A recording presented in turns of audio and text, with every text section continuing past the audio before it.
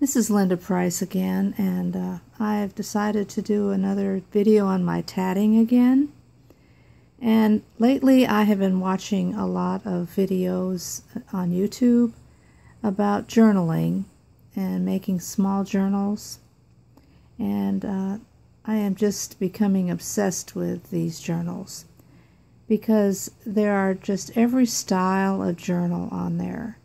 And making signatures, and then making every type of journal, from vintage Victorian looking to contemporary scrapbooking type looking journals.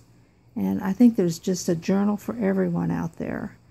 And of course, because I like tatting and the old style type of journaling, I am drawn to the vintage looking ones and the lacy looking ones.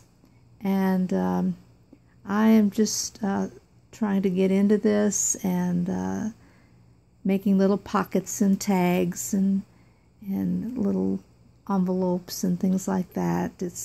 I know it's really pretty hard to get into and get your mind wrapped around this, but I thought I'd like to show a few little things that I have some ideas how to incorporate my tatting into something like this. And these are some little pieces that I have come up with that they're dainty looking, and I think that they can be used, and people who like this kind of thing can use this type of thing. And this little piece can be a little dangle. And you can put little, I like put these, I haven't really glued this in. I guess I did. Yeah, I did glue this in. I glued these in too. This is a little medallion that can be put in. And what I did, I used, I'm using my phone to do this, so I only have one hand. This is another little dangle that sort of looks like a necklace. And this is what it looks like without any little centerpiece here. This is what it looks like with little pearls. I didn't glue these in. I just stuck little rhinestones in here. This could be a little edge in a journal. And I did do a little page here. I'm just kind of experimenting. And I put one of these in the corner here. And I used a variegated tatted piece. I didn't glue this in the corner. And but I used these sprays to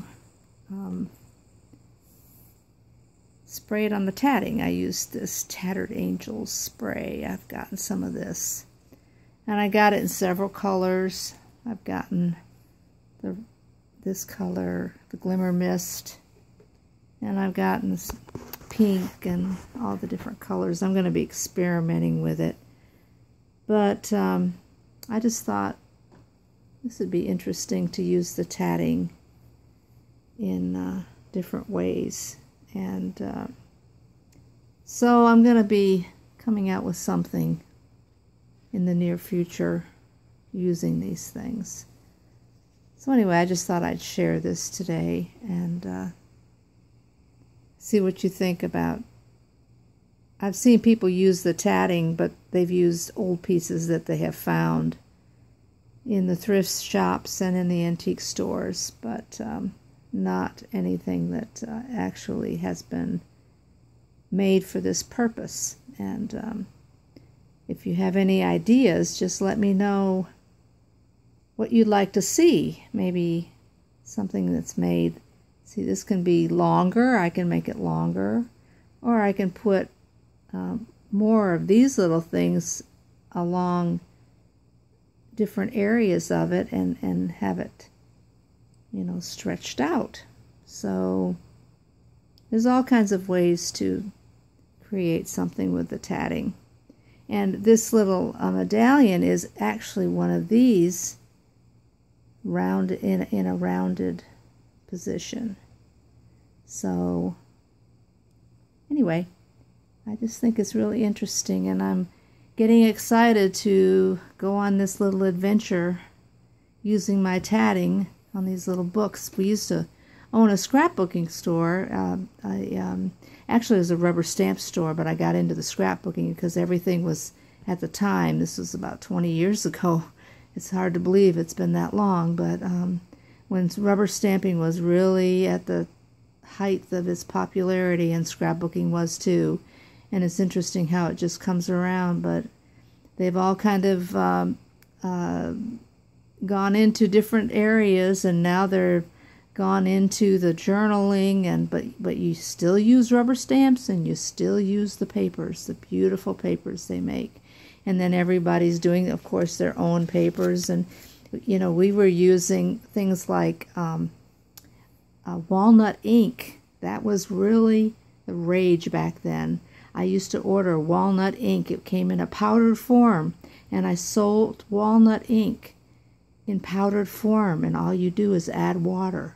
And I still have a bunch of walnut ink that I add water to, and that's how I have dyed these papers, with my walnut ink.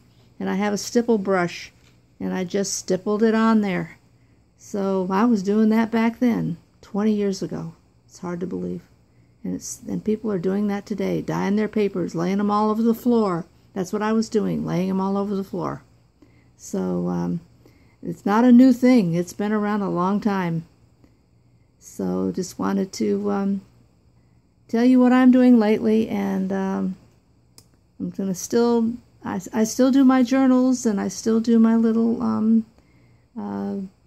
tatting and my little books that I do with my fabric, but I'm going to be kind of getting into this now too.